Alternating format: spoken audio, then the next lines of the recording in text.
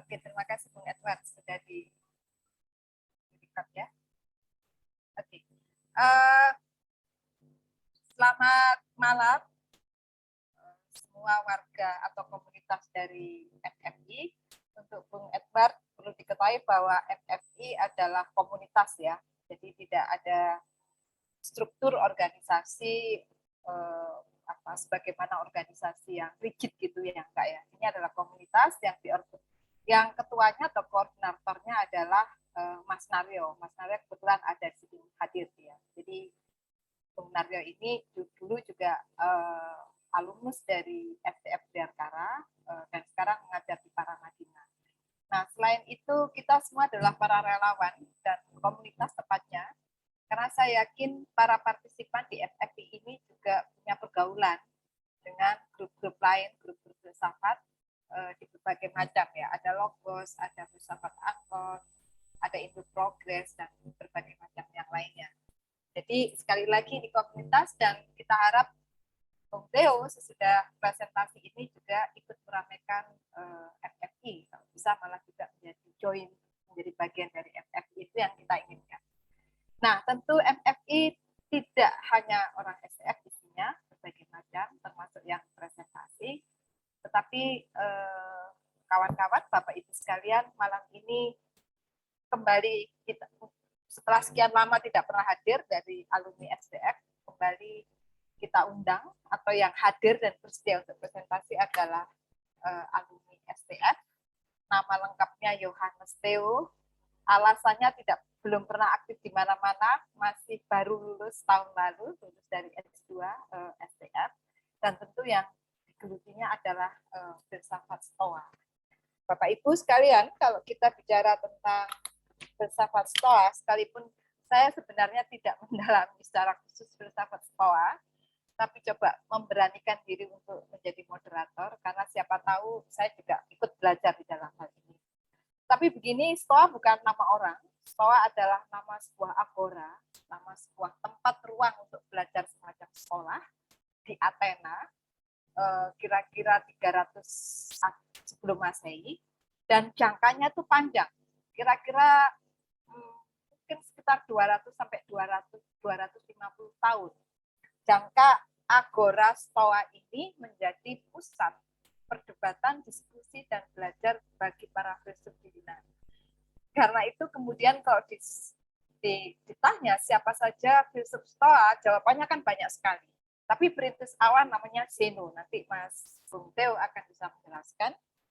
Dan kemudiannya itu ada Chrysippus, Cicero, Epictetus, Seneca.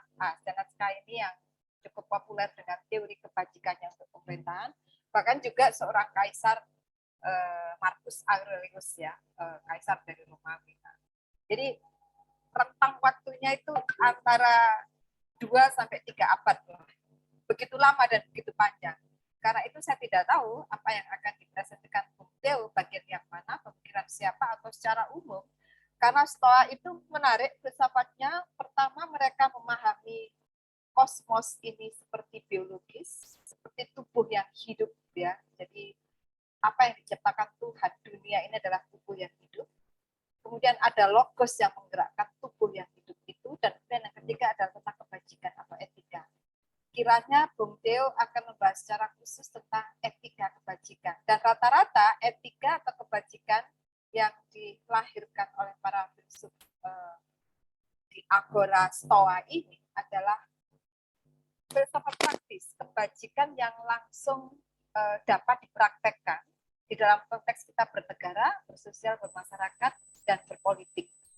Seperti itu rata-rata. Jadi ini karena itu disebut etika ya, jadi filsafatnya adalah filsafat praktis, dan mereka memang menyatakan bahwa filsafat harus praktis karena untuk mencapai kebahagiaan.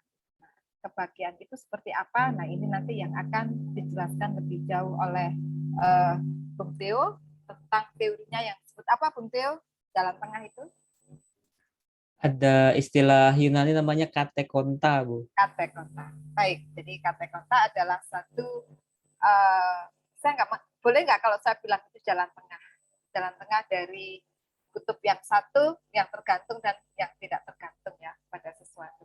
Baik, lebih singkatnya, lebih jelasnya apa yang disebut kate konta itu saya persilakan Bung Theo untuk mempresentasikannya, dan tentu kita juga ingin tahu untuk apa sih kate konta itu di dalam kita berfilsafat, di dalam praksisnya itu buat apa sih, terutama relevansinya dengan saat ini ya, kalau bisa kita juga bisa kaitkan dengan relevansinya saat ini di mana dunia kehidupan kita, politik sosial sangat hiruk-pikuk, sangat gaduh dan tidak jelas lagi mana kebajikan dan mana yang non kebajikan gitu ya. Oke, Bung Theo, untuk Anda waktunya kira-kira bisa boleh Anda pakai sekitar 50 menit. Sudah itu sampai jam 9 atau jam 21 kita akan berdiskusi. Diskusinya santai saja. Oke, saya persilakan kepada Anda. Baik, terima kasih Bu Ruth. Selamat malam teman-teman semua, para kakak kelas ini, Bung Hendar, Pak Sunario, dan teman-teman yang lain. Saya merasa senang sekali ya, bangga sekaligus bisa hadir mengantar Bapak Ibu sekalian untuk melihat apa yang pernah saya tulis sebagai tesis waktu itu di S2 sebenarnya, Bu Ruth. Ini saya langsung salah fokus dengan background-nya Bu Ruth ini. Agora. Itu fresko ya, lukisan dinding di Vatikan dari Rafael. Ya. Memang di sana ada banyak filsuf-filsuf klasik ya. Iya, betul. Dan saya suka dengan background ini. Iya. Oke. Ganggu apa? Saya ubah atau gimana? Enggak apa-apa, Bu. Enggak apa-apa. Baik. Maksudnya biar saya kelihatan berada di ruang yang lebih luas gitu ya. Iya. Udah ada nuansa-nuansa klasik nih. Saya juga tidak tahu ya kenapa saya memilih Stoa gitu. Tertarik begitu saja saya dengan yang klasik ya. Saya justru memilih berkebalikannya dari teman-teman angkatan saya yang lebih mau mengangkat tema-tema posmo yang kontemporer begitu. Mungkin saya sendiri waktu itu yang di klasik. Tapi baik, langsung saja panggilan. Kalau panggilan semoga jalannya panjang, Bung Hendar. Baik, saya langsung slide. Perlihatkan slide saya. Dapat dibesarkan, diutupkan, full. Apakah sudah terlihat, Bu? Sudah. Seperti yang tadi Bu Ruth sudah sampaikan ya, Stoa itu sekolah. Bukan nama orang, bukan nama filsuf, bukan nama pemikir, tapi dia sekolah. Seperti mungkin bayangannya sekolah-sekolah sekarang, tapi sekolah Stoa ini punya doktrin sendiri. Dia punya ajaran sendiri yang berbeda dengan sekolah-sekolah masa itu. Waktu itu ada beberapa sekolah ya, ada sekolah kebun, katakanlah, epikureanisme, yang kita banyak kenal mungkin dengan cerita-cerita tentang hedonismenya. Ada akademia, sekolahnya Platon. Ada Lyceum, sekolahnya Aristoteles. Ada beberapa sekolah, tapi ada satu sekolah lagi yang namanya Stoa. Sekolah ini masing-masing sekolah punya doktrinnya masing-masing, dengan ciri khasnya masing-masing. Dalam arti tertentu punya kekasannya, tapi dalam arti yang lain juga saling mempengaruhi ya antara sekolah-sekolah itu. Karena mereka hidup sezaman.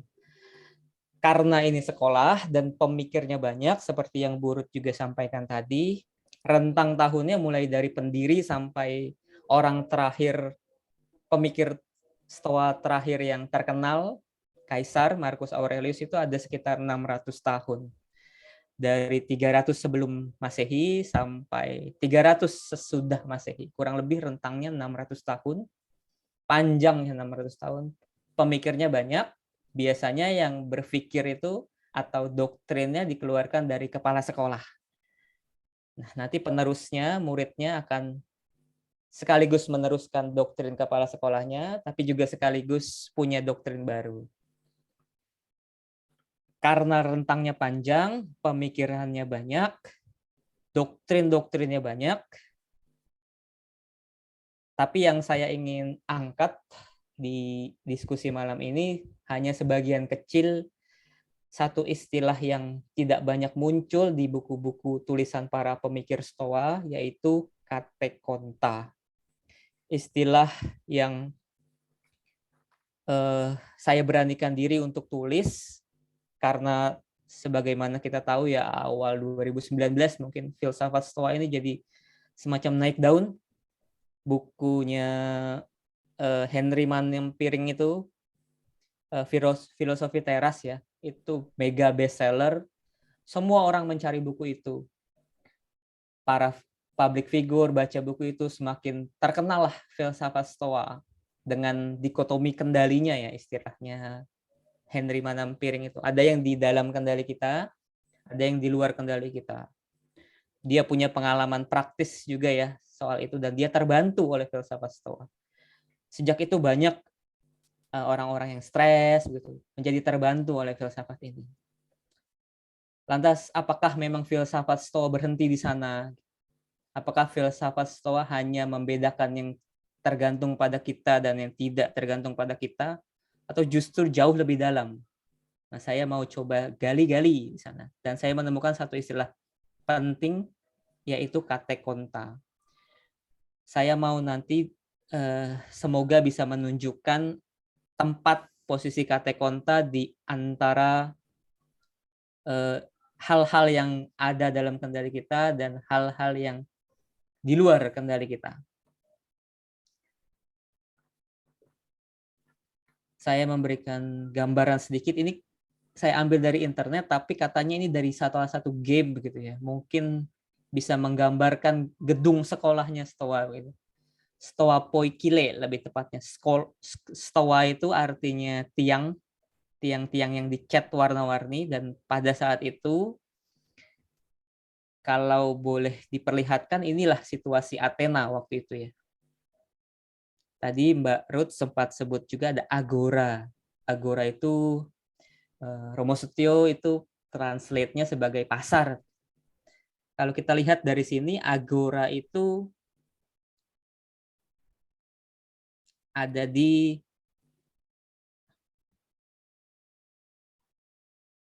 nomor mana agora? Wah, kecil sekali.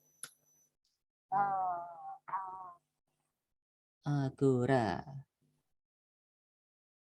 atau market. Nggak kelihatan.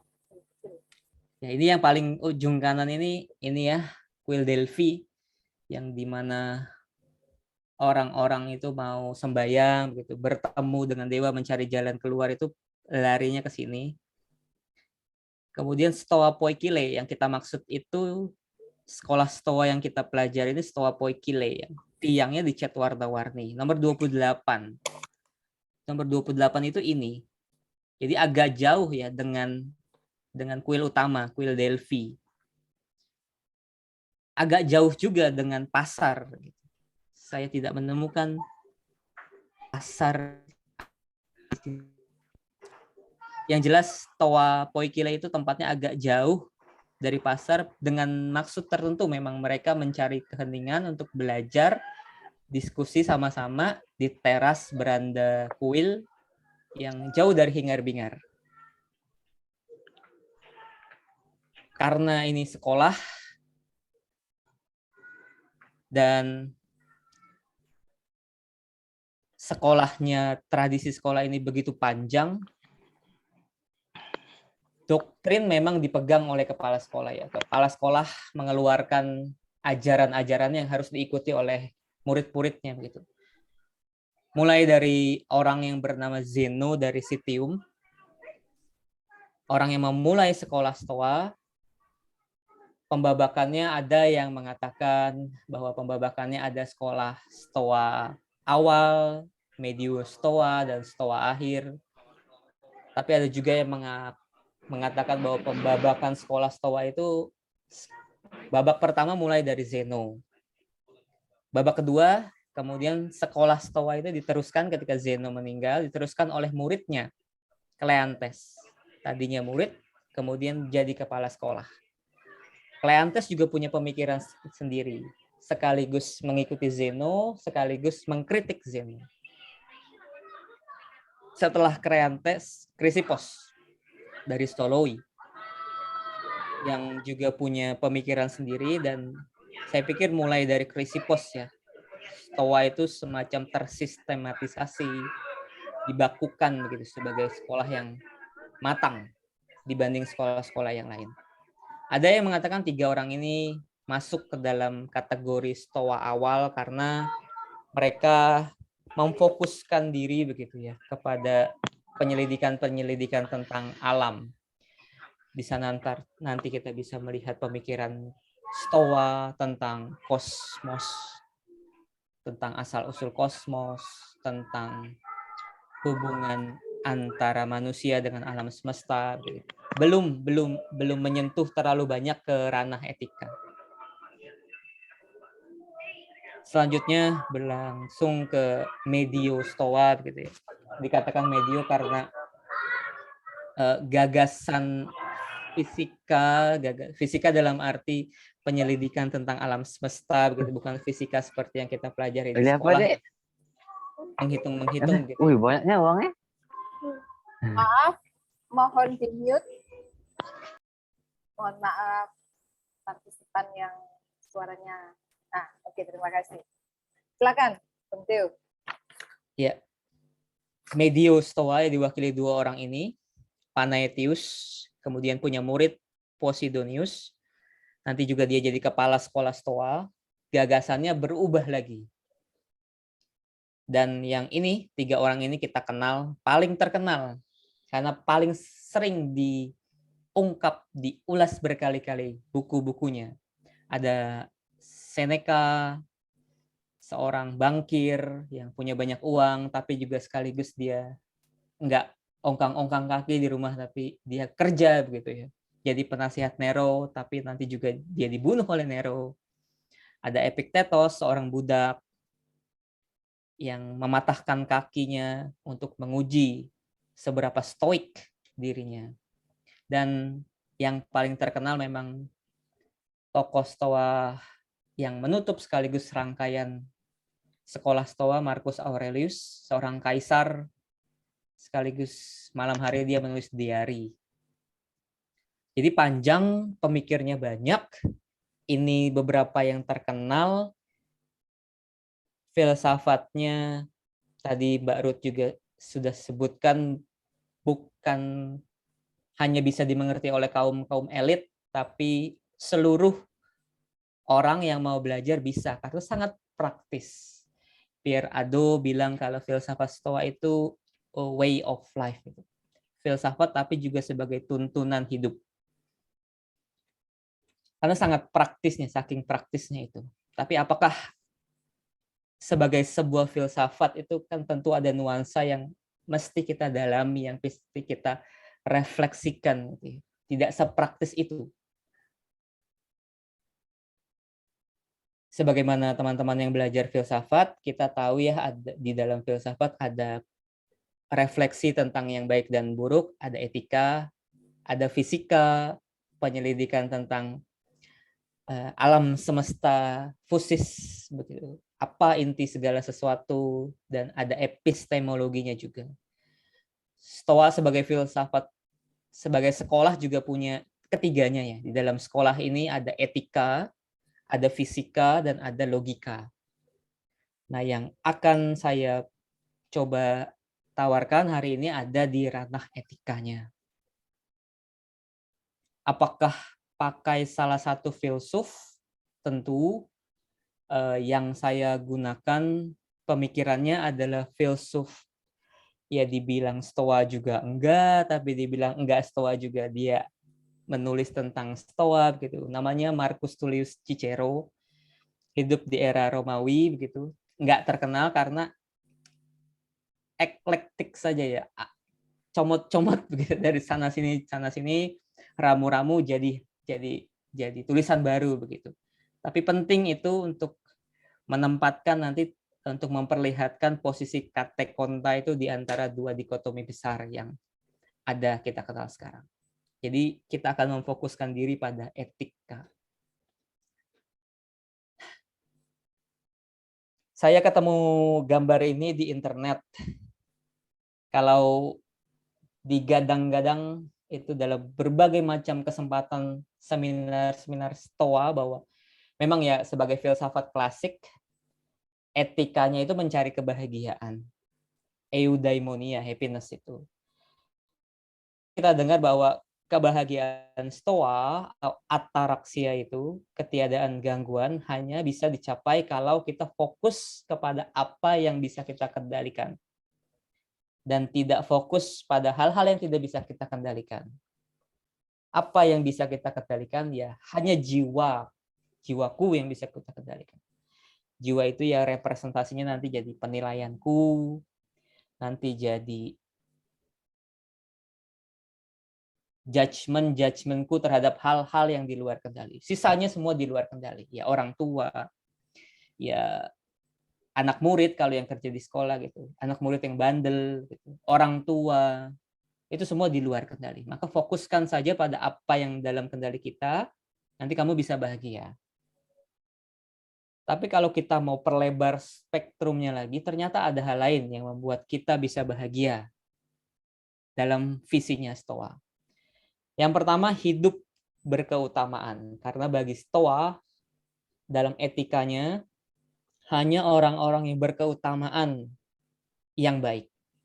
Tentu ketika kita bisa hidup baik, kamu akan bahagia. Bagaimana hidup yang berkeutamaan? Hidup yang berkeutamaan tentu hidup yang bisa mengoptimalisasi apa yang menjadi kodrat kita. Tapi yang jangan lupa ada yang ketiga, bahwa kita ternyata bisa juga bahagia dengan mengambil tugas tanggung jawab, dengan melakukan kewajiban-kewajiban kita. Nah, ketika kita mengambil tugas tanggung jawab, itu kan kita jadi berhadapan dengan yang di luar kendali.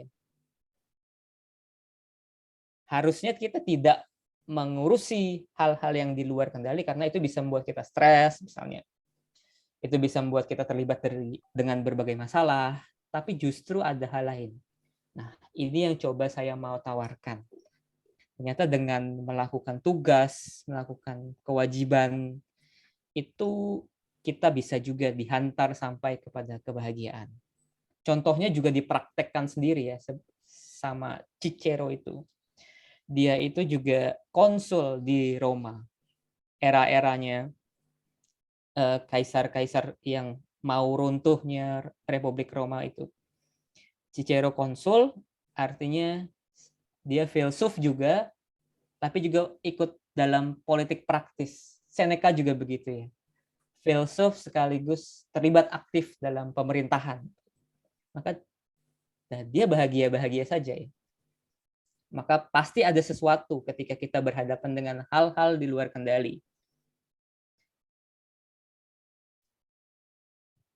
Ini yang tadi saya coba jelaskan, bahwa bukan hanya fokus pada apa yang ada di dalam kendali kita yang membuat kita bahagia. Ada hal lain. Ada hidup berkeutamaan, ada juga melakukan tugas kewajiban kita, atau dalam bahasa Latin, officium. Officiis. Nanti di dalam bukunya Cicero sendiri, dia menulis satu buku tentang tugas kewajiban yang harus dilakukan oleh setiap warga negara.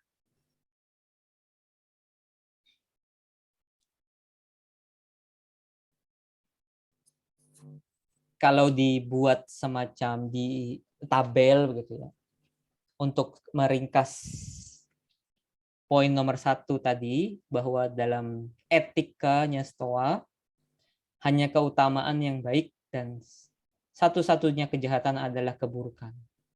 Kalau dibuat diagram, maka semua yang baik itu harus selalu dipilih. Apa yang baik? Yang baik adalah hidup berkeutamaan. Apa yang buruk? Semua yang merugikan. Yang merugikan itu adalah yang jahat.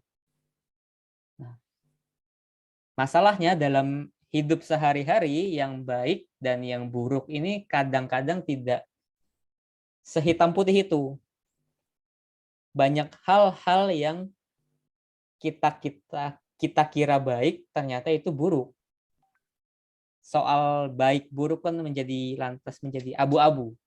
Maka ada kolom baru, yaitu hal-hal yang nggak baik tapi nggak buruk juga. Kalau yang baik itu harus selalu dipilih dan yang buruk harus selalu dihindari, tapi ada yang tidak baik dan tidak buruk, netral, maka itu perlu dipilah-pilah. Dipilih dan dipilah. Yang perlu dipilah-pilah itu disebut indifferent. Dalam filsafat Stoa ya, ini saya mengikuti laporan orang yang bernama Diogenes Laertius. Dia semacam cuman menulis laporan-laporan karena banyak buku-buku asli itu sudah hilang dan Diogenes mengumpulkan fragmen-fragmennya terus menyusun menjadi satu buku utuh. Di sana dia menulis kata Zeno, ada 3 hal yang indifferent. Ada yang preferred indifferent, indifferent yang sesuai dengan alam. Apa itu yang sesuai dengan alam? Ya, kesehatan, kehidupan, kekayaan, kenikmatan, kekuatan, nama baik, punya cukup uang, dan sebagainya. Itu tidak baik, tidak buruk, tapi perlu dipilah-pilah. Dipilah-pilah dengan apa? Dengan situasi dan kondisi, dengan konteks pada saat kita memutuskan. Ada indifferent kedua yang non-preferred indifferent atau diterjemahkan menjadi hal-hal yang tidak baik tapi tidak buruk juga dan bertentangan dengan alam. Maka perlu dihindari mengikuti situasi dan kondisi. Misalnya kematian, sakit, kemiskinan, derita, kelemahan, nama buruk. Dan ada yang benar-benar indifferent. Ini nggak perlu dipilah, nggak perlu dihindari, tidak perlu juga dipikirkan serius begitu. Misalnya soal berapa jumlah rambut saya, apakah ganjil atau genap.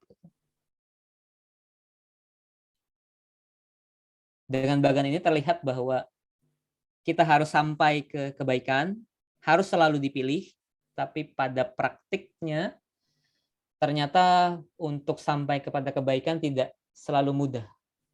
Halnya akan menjadi sangat abu-abu. Maka perlu dipilah. Rumusan masalah yang pertama. Bagaimana cara kita menghadapi segala hal yang tidak pasti, baik dan buruknya, hal yang abu-abu itu? Apakah hidup sehat, punya cukup uang, mendukung kita ke kebaikan, kebahagiaan, dibandingkan dengan hidup yang serba sakit-sakitan? Apakah nama baik mendukung kepada kebahagiaan daripada reputasi buruk? Apakah punya uang banyak itu lebih baik dibanding tidak punya uang? Maka dari bagian di atas tampak jelas bahwa pada mulanya soal hidup atau mati, sakit atau sehat merupakan hal-hal yang sifatnya perlu dipilah saja. Tidak wajib dipilih. Tidak ada kewajiban untuk selalu memilih, harus memilih. Atau selalu harus menghindari yang ini atau yang itu. Apakah saya harus memilih kesehatan daripada sakit? Itu nggak wajib. Sekali lagi dalam filsafat Stoa. Tidak harus memilih hidup. Kamu boleh bunuh diri. Ekstrimnya. Nah, keputusan ini dinamakan keputusan yang layak atau appropriate action. Banyak para ahli menerjemahkannya sebagai appropriate action. Saya menerjemahkannya sebagai tindakan yang layak. Kenapa layak ya? Kenapa nggak pantas? Gitu. Karena kalau layak itu sumbernya, sumber yang melayakkan itu dari dalam diri kita. Sementara kalau pantas itu nuansanya yang memantaskan kan dari luar ya. Dalam filsafat Stoa kita perlu ingat bahwa filsafat ini menempa diri kita ya. Yang penting adalah saya. Saya harus berbuat baik, saya harus melakukan ini, saya harus mengasihi sesama, saya harus mencintai orang tua. Apakah respon orang tua itu sejalan dengan apa yang saya harapkan dalam filsafat Stoa? Itu tidak dipikirkan. Yang penting adalah saya menempa diri saya untuk jadi hidup baik. Sementara respon dari eksternal itu tidak menjadi problem. Maka layak itu saya pikir kata yang pas untuk menerjemahkan appropriate action. Karena layak itu semacam justifikasinya dari dalam. Saya yang harus berbuat ini, saya yang harus berbuat itu, bukannya menerima masukan-masukan dari luar.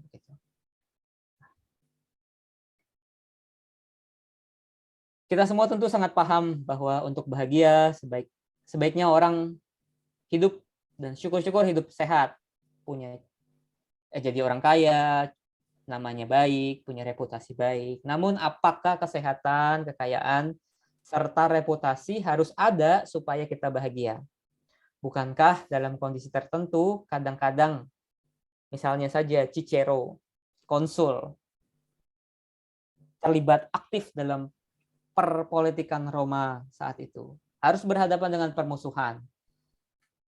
Ia dikhianati juga, bahkan diancam nyawanya, rumahnya dirusak, dan sebagainya. Apakah segala derita itu harus dihindari demi hidup yang bahagia? Jelas jawabannya. Sejauh bisa dihindari, memang sebaiknya dihindari. Namun, tidak wajib dihindari. Mengapa? Karena memperjuangkan kebaikan itu kan tidak mudah. Kadang mencari kebahagiaan dengan hidup baik, jujur, justru membuat kita harus memilih hal-hal yang umumnya dianggap negatif, seperti pengkhianatan, fitnah, dan ancaman kematian. Itu makanya bagi kaum Stoa, soal hidup, mati, sehat, sakit, itu hanya indifferent. Artinya, perlu dipilah-pilah. Mau dipilih boleh, enggak juga enggak apa-apa. Hal-hal itu tidak wajib dipilih dan tidak wajib dihindari, melainkan perlu dipilah saja sesuai dengan situasi dan kondisi. Bagaimana kriteria penilaiannya? Hal-hal yang indifferent itu harus dipilah-pilah supaya apa yang diputuskan itu terarah kepada keutamaan. Karena sekali lagi ya, bagi Stoa hanya keutamaan yang baik. Nah, kalau mau jadi orang baik, yang pilah-pilahan itu harus sampai kepada keutamaan. Maka derita dan ancaman kematian, bahkan bunuh diri, itu bisa dipilih. Tapi kalau kita mau dalami bunuh dirinya Stoa, tentu berbeda dengan bunuh diri yang kita pahami sekarang. Bukan karena dalam dirinya sendiri derita dan ancaman itu baik, jelas-jelas pakai akal sehat itu buruk, tetapi karena derita dan ancaman itu hanyalah konsekuensi dari arahan kita kepada kebaikan. Dari prinsip-prinsip di atas, kaum Stoa mengemukakan bahwa yang terpenting adalah intensi. Kita dalam memilah-milah berbagai hal.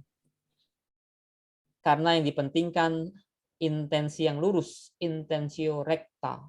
Maka soalnya memang lebih internal. Kita bergulat dengan diri kita sendiri daripada hasil eksternalnya. Dituliskan juga ya oleh Cicero itu, mungkin bisa mencontohkan juga pernyataan ini. Ada seorang pemanah mau memanah sasaran gitu, atlet panah. Dia sudah mengkeker sesedemikian rupa dengan postur yang sempurna. Ya, bagi seorang Stoa, apakah anak panahnya bisa pas ke pusat tujuan itu? Bukan urusan saya. Yang menjadi urusan saya adalah saya berusaha semaksimal mungkin agar postur kuda-kuda saya oke, cara memegang saya oke, dan saya bisa membaca angin dengan tepat sehingga saya bisa ketika saya melepas anak panah itu bisa tepat sasaran. Tapi kan ya ada faktor-faktor yang nggak bisa kita kendalikan, misalnya angin, misalnya tiba-tiba saja gempa bumi, dan itu kan semua tidak bisa kita kendalikan. Nah, maka yang perlu kita pilah-pilah, yang perlu kita kelola adalah hanya yang ada di dalam kendali kita supaya intensinya lurus.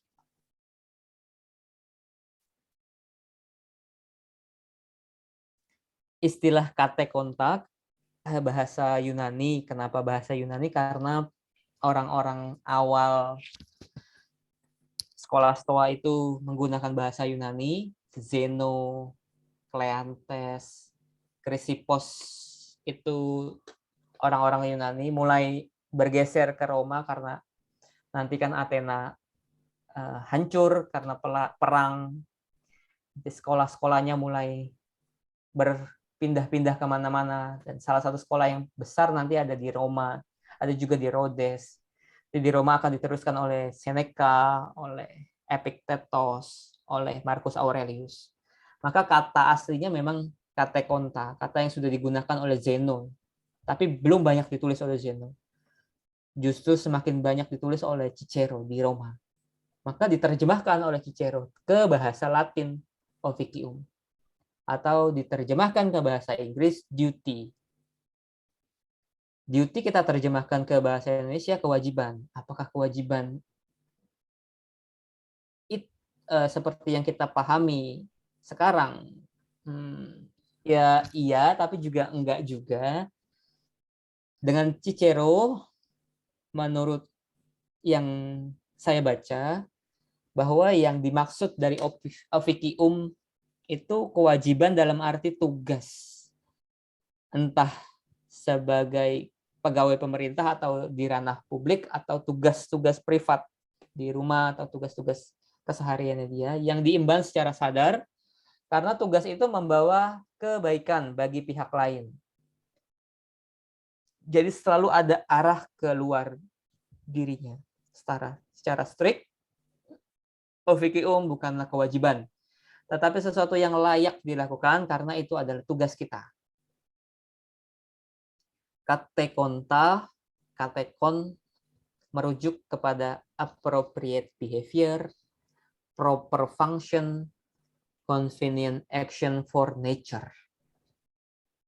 Kata Yunani kate konta memiliki arti bahwa munculnya tugas itu merujuk pada kodrat alamiah dari sesuatu. Jadi ada justifikasi sehingga kate konta ini tidak relatif jadinya. Nanti apakah saya pilih sehat? Sehat ini bisa dilihat sebagai baik, bisa dilihat sebagai enggak gitu. Tapi ada justifikasinya, yaitu kodrat kita. Kodrat apa itu?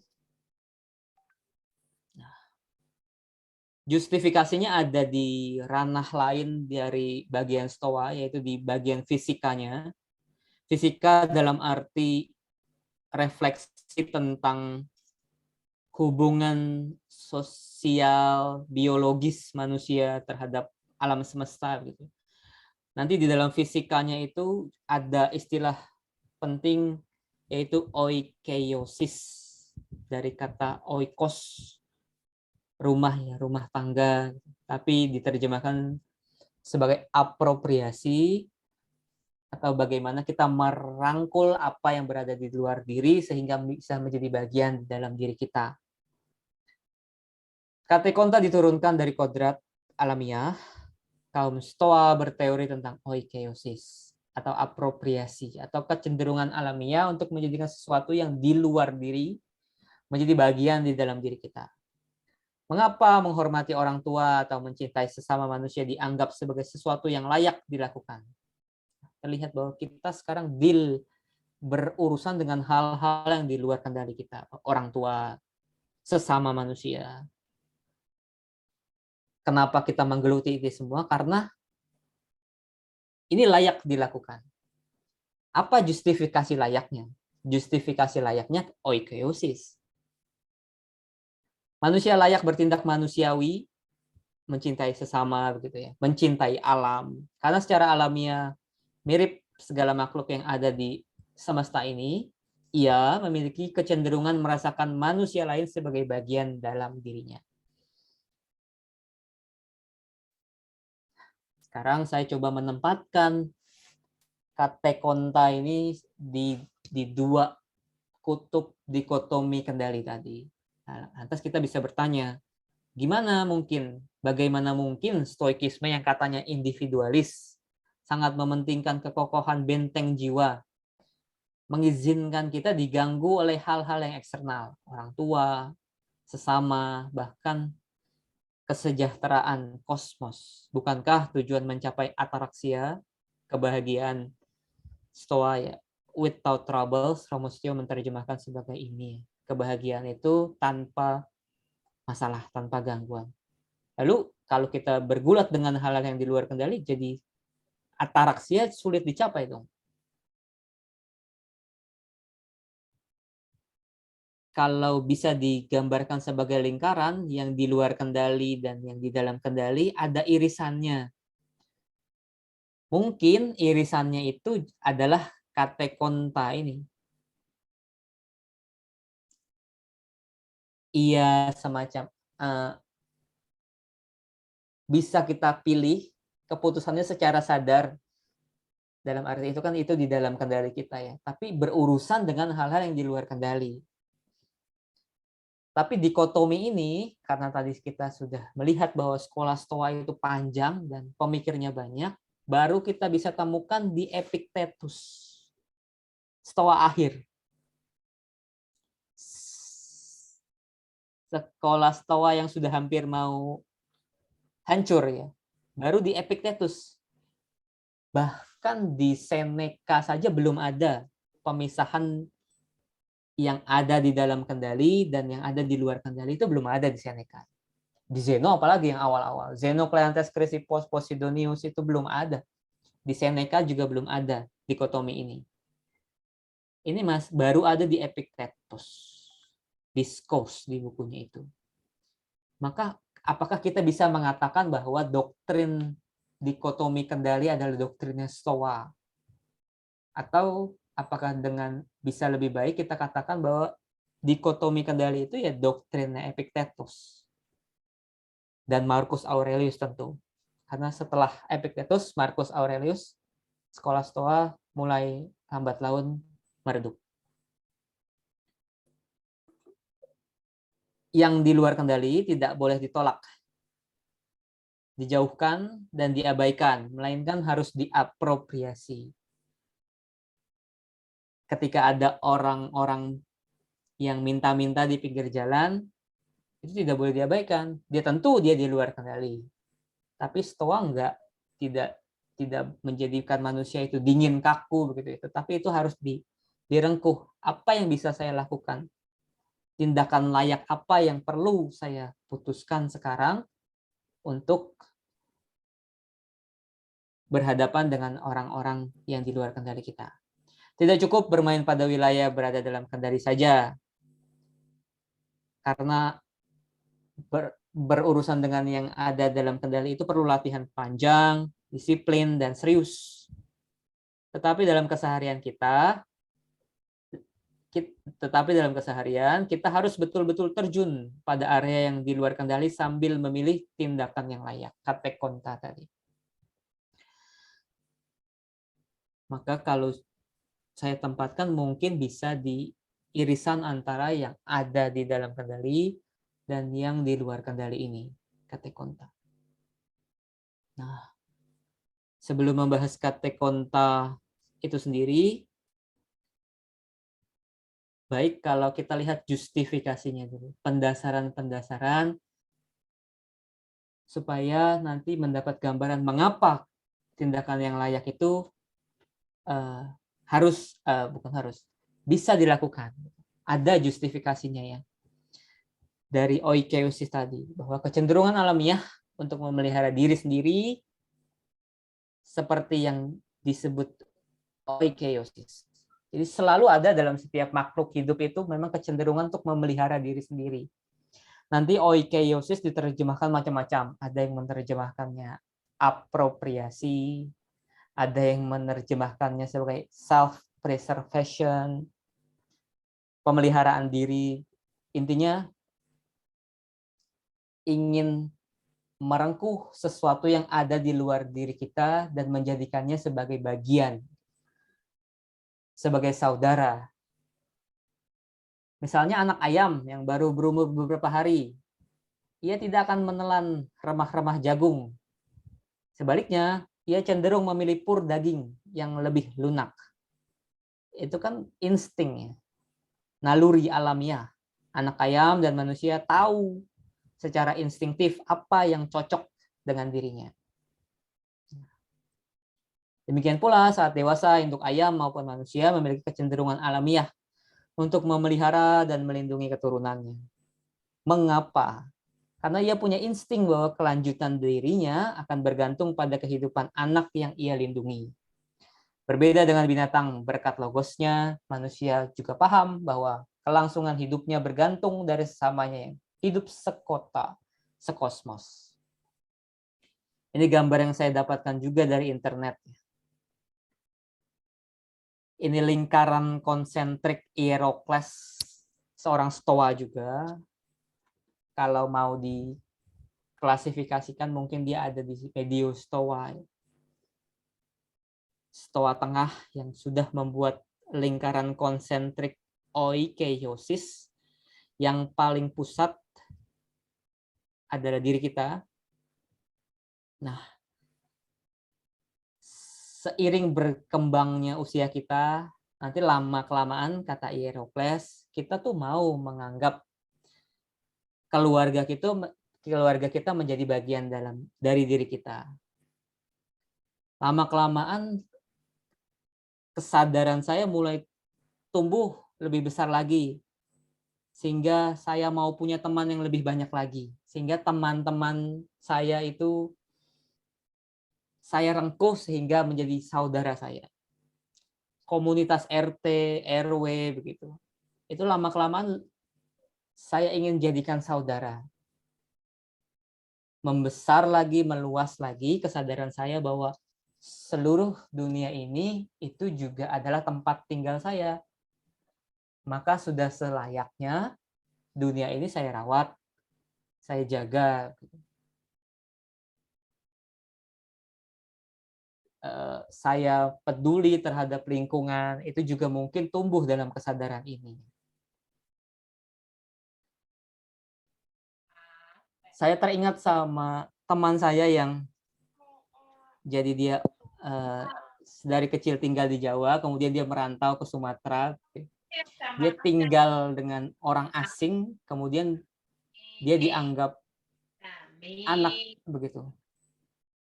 Dengan begitu kan ternyata memang batas-batas sekat orang tua itu, keluarga itu kan semakin membesar lama-kelamaan. Bahwa siapa sih keluarga? Ya seluruh umat manusia ini ya keluarga kita. Kita tinggal dalam satu rumah yang sama, kosmos itu. Maka segala sesuatu yang di luar saya nanti akan saya masukkan ke dalam diri. Dengan begini kan menjadi jelas bahwa ada justifikasi bagi visi Stoa untuk melibatkan diri dengan hal-hal yang berada di luar kendalinya.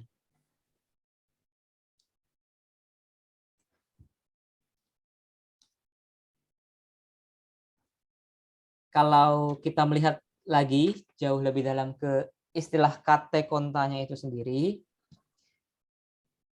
yang coba saya baca-baca, tentu akan menemukan 3 ciri ini. Katekonta sebagai tindakan yang layak, baru bisa disebut tindakan yang layak kalau 3 ciri ini terpenuhi. Yang pertama, dia harus rasional. Rasional artinya paling masuk akal berdasarkan pertimbangan rasional saat itu. Saat itu. Apakah bisa salah? Tentu bisa salah. Apakah dengan memilih, katakanlah bunuh diri saat ini sebagai tindakan yang layak, itu bisa salah? Tentu bisa salah. Karena rasional saat itu, pada saat konteks itu. Yang kedua, istilah kate konta juga harus selaras dengan alam. Selaras dengan alam bukan artinya menjaga alam ya, bukan membuang sampah pada tempatnya, bukan itu ya. Selaras dengan alam in accordance with nature itu maksudnya adalah kita tahu tempat kita di dunia. Ya kalau saya sebagai ketua RT ya, saya cukupkan diri saya sebagai ketua RT gitu. Tidak perlulah berlagak seperti misalnya gubernur gitu. Tahu tempat. Layak diminati dalam arti yang tadi ya. Dalam arti kita perlu pilah mana indifferent, hal-hal yang nggak baik, nggak buruk, tapi kita arahkan ke yang preferred indifferent tadi, layak diminati, karena menurut banyak ahli itu akan membawa kita ke satu tingkat moralitas yang lebih tinggi lagi. Nah, rasional. Rasional dalam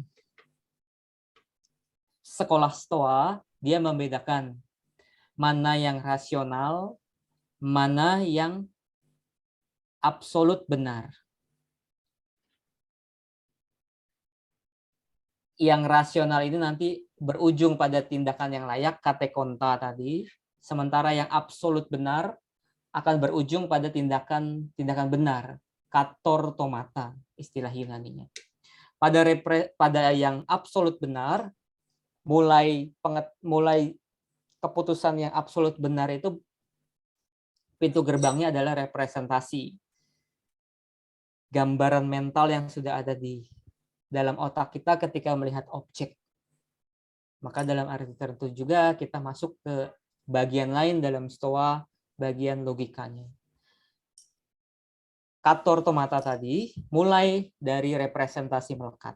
Apa itu representasi melekat? Representasi melekat atau kataleptike adalah representasi yang muncul dari objek itu sendiri.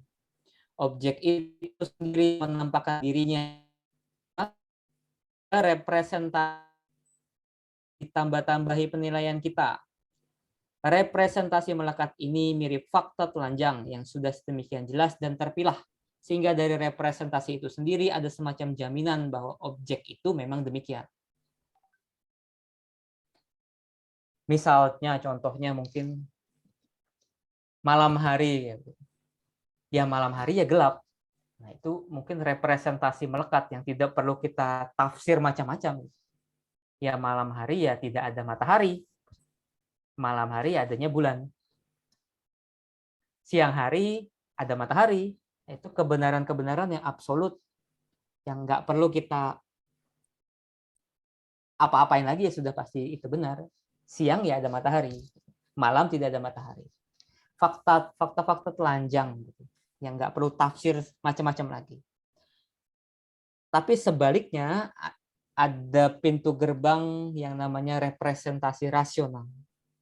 Representasi masuk akal yang kadang-kadang kan pada hidup keseharian tidak setegas itu ya. Kebenaran atau keputusan-keputusan kita harus buat tidak segampang itu, tidak sehitam putih itu. Maka harus ada alternatif supaya kita menghindari persetujuan pada emosi-emosi negatif. Misal, aku takut ayahku, orang tuaku satu-satunya, meninggal. Meski pada akhirnya setiap orang memang akan meninggal. Tetapi masuk akal bagiku merawatnya sebaik mungkin selagi hidup. Merawat orang tua misalnya. Itu kan tidak hitam putih. Apakah saya harus merawat orang tua atau tidak? Kalau dalam visinya Stoa tentu orang tua di luar kendali. Apakah harus saya rawat? Nah, itu akan menjadi abu-abu. Tapi rasional untuk dilakukan karena itu representasi masuk akal.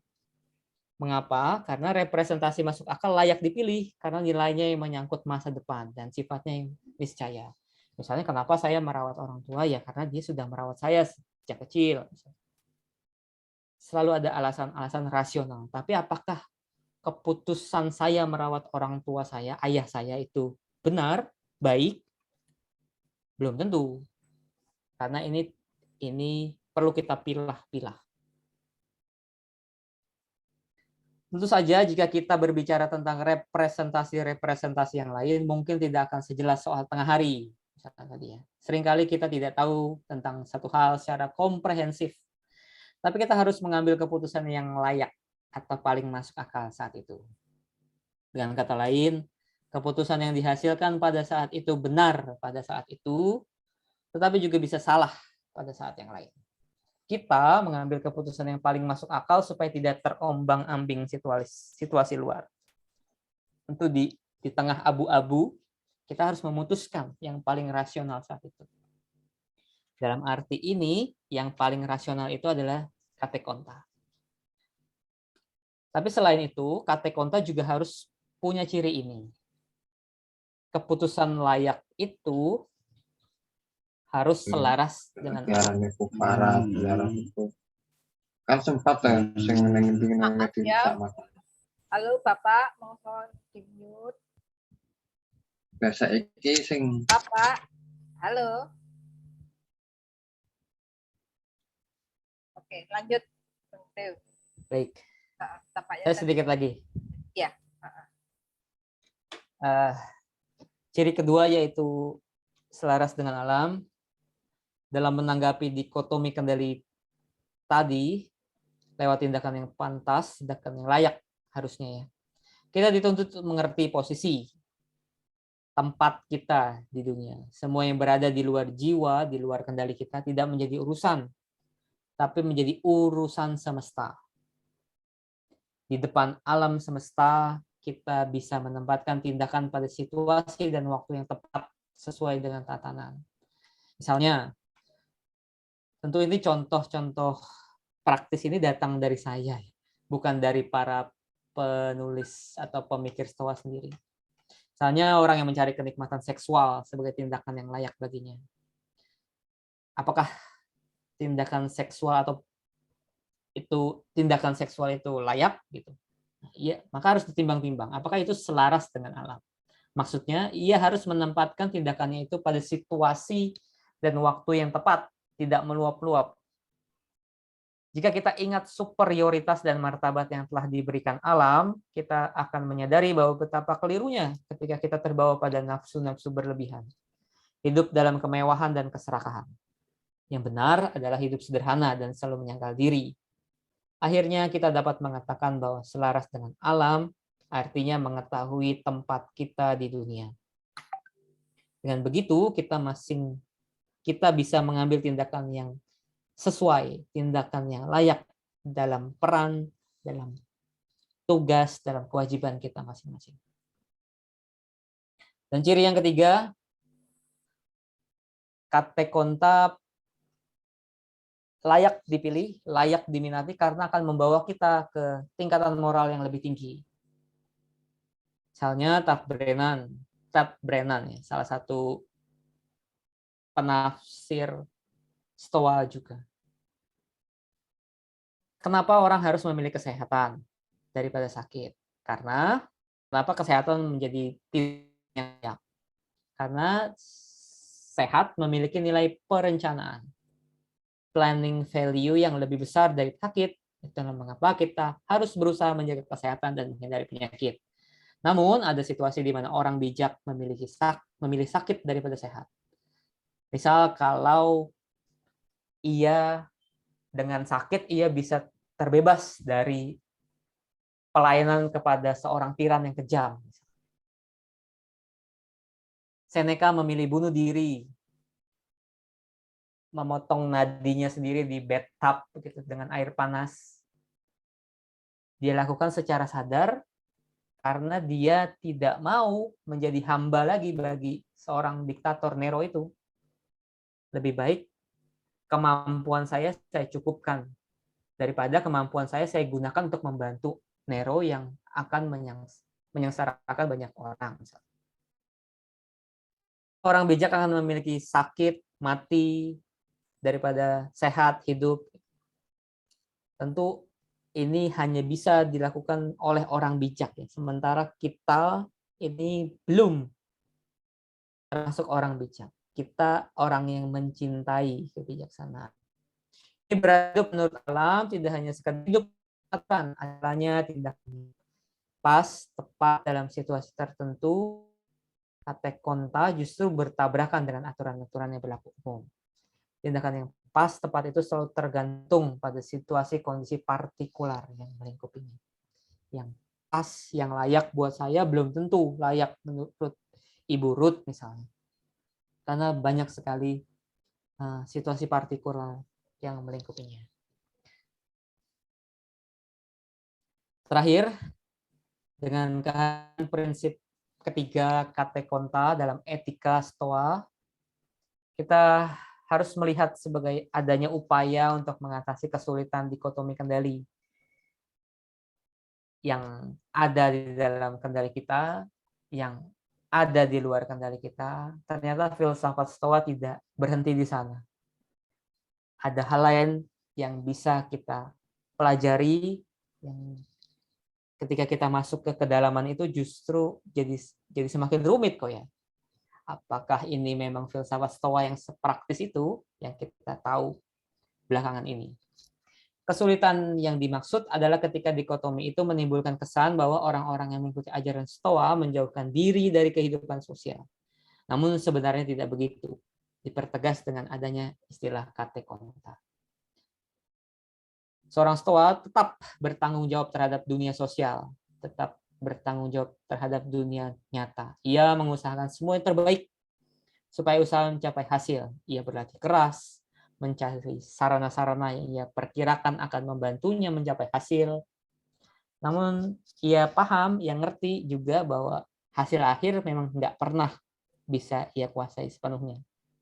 Ia bukannya tidak peduli pada hasil, pada dunia nyata, pada orang-orang yang harus kita kasihi, namun seorang Stoa harus menjaga jarak sehat pada apa yang disebut persis. Sejauh seorang Stoa tidak dibuat stres oleh hasil akhir, seburuk apapun hasil itu, ia justru berhasil menunjukkan bahwa manusia itu bebas. Bila stoikisme membantu kita menjadi manusia bebas, tentu dampak dari sikap ini di dunia nyata akan luar biasa. Demikian teman-teman, demikian Bu Ruth yang bisa saya sampaikan. Terima kasih. Terima kasih Bung Teo. Dari paparan Bung Teo itu tadi kok saya menangkap selalu ada segitiga ya. Dan ini khas di dalam filsafat barat. Jadi ada segitiga di dalam pengajaran stoik ini, sesuatu yang fisik, yang bisa dimetaforakan tubuh yang hidup atau dunia atau apapun. Lalu ada logos, dan di mana kemudian tindakan etis atau tindakan yang layak, yang kate konta, itu dikendalikan atau dipengaruhi oleh yang logos, yang rasional, dan kemudian yang lain adalah yang fisik atau yang alam, yang berhubungan dengan alam. Kan seperti itu ya. Jadi posisi etika dari kate konta, tindakan yang layak, yang dipilah, bukan dipilih, itu adalah dalam tegangan atau di dalam pengaruh antara yang alam, yang fisik, dan kemudian yang rasional. Ini kok agak mirip dengan pemikiran, walaupun nggak ada hubungannya, dengan konsepnya Freud ya. Freud punya tentang id, tentang ego, dan dua-duanya antara hasrat dan ego ini dikendalikan oleh superego. Nah ini pertanyaan saya juga, ada nggak, bukan kesamaan ya, apakah ini juga ada satu kemiripan atau ada satu, apa ini, bahwa kemiripan ya antara kate konta dengan superego dengan demikian. Jauh mana ini Freud punya pengaruh dengan pemikiran stoik, walaupun nggak ada hubungannya, kita tahu secara historis dan pemikiran, tapi kok relasi segitiganya ini mirip. Oke, jadi kawan-kawan, saya kira itu secara keseluruhan apa yang boleh bukan saya simpulkan ya, saya perasakti dari seluruh penjelasan Bung Teo ini tadi, bahwa kate konta adalah sikap etis yang dipengaruhi oleh rasio atau logos, dan yang lain oleh fisik, sesuatu yang alami. Walaupun juga akan menimbulkan pertanyaan, kalau begitu nanti yang disebut kate konta itu lebih ke konstruksi sosial atau lebih kepada kodrat, sesuatu yang alami. Kemampuan memilah pada sesuatu yang layak itu konstruksi sosial atau yang sesuatu yang alami. Nah ini juga bisa menjadi diskusi. Oke, kita buka saja diskusi kepada seluruh partisipan karena menjadi menarik untuk membahas tentang kata konta ini yang bisa dikaitkan dengan situasi sekarang. Misalnya tindakan konsumsi, belanja. Saya suka sepatu Nike, maka kemudian saya ada kecenderungan untuk belanja terus menerus sepatu Nike. Apakah ini tindakan yang dalam konteks kata konta dipengaruhi oleh kodrat saya yang manusia yang selalu punya kebutuhan tidak terbatas, atau konstruksi sosial saya tentang sepatu Nike misalnya ya. Nah, kita dihadapkan seperti itu terus-menerus. Bisa juga loh, itu hasrat saya untuk belanja terhadap Nike, kemudian ego saya melarang, tapi super ego saya yang akan menentukan saya akan belanja atau enggak. Nah, baik, saya kira menarik karena ini sangat relevan dengan kondisi-kondisi kita sekarang yang dihadapkan kepada banyak sekali pilihan dan kita tidak mampu untuk memilah mana yang akan kita pilih. Saya buka, saya cenderung lebih baik kawan-kawan langsung saja ya angkat tangan untuk menyampaikan pemikirannya, pertanyaan dan lain-lain. Saya kira sudah ada yang angkat tangan. Bung Muhammad Asidik, silakan Bung. Langsung saja Bung Asidik, silakan. Baik, terima kasih atas kesempatannya. Izin bertanya ya, apakah kata konta ini semacam suatu ide yang mendamaikan antara gagasan free will dan determinisme? Dan ternyata saya juga baru tahu ya kalau kata konta ini sebelum Epictetus itu belum dikenal gitu. Malah yang saya baca ya, gagasan metafisikanya Zeno mengenai jiwa itu bahkan diandaikan bahwa jiwa itu ketika meninggalkan lepas dari tubuh seperti benda berasap ya gitu kan. Dari yang saya baca sih itu gitu. Mohon dijawab, terima kasih. Oke. Satu lagi ya Bung Theo ya. Saya ambil dari chat. Dari Jessica tanya, selamat malam. Oke, bagaimana konsep Stoa dalam memandang blessing in disguise? Maksudnya apa ya blessing in disguise-nya? Oke, terima kasih. Silakan Bung Theo. Dua pertanyaan ini Anda tanggapi. Untuk Bung Eka Yosep nanti ya sesudah Bung Theo menjawab. Silakan. Baik, terima kasih Bu Ruth. Jadi menarik ya diskusinya. Ya, pertanyaan-pertanyaan Bu Ruth. Tapi saya coba menjawab pertanyaan Mas Asidik.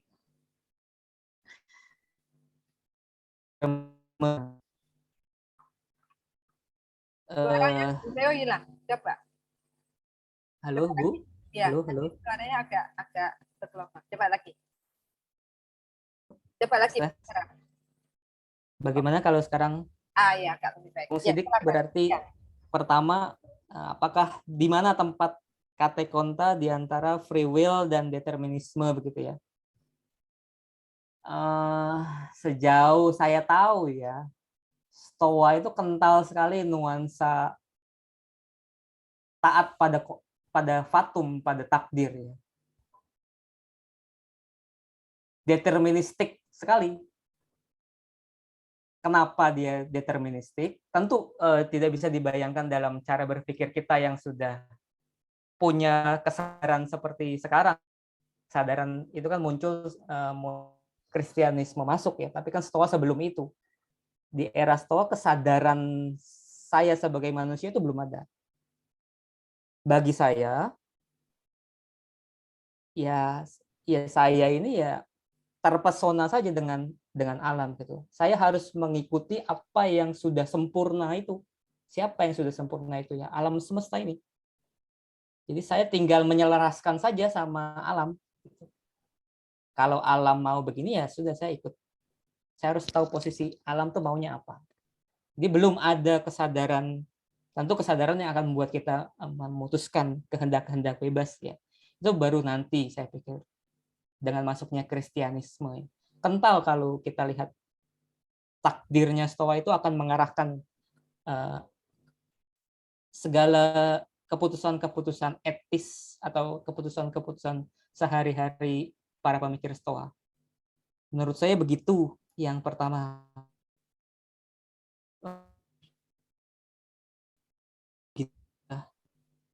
menjawab.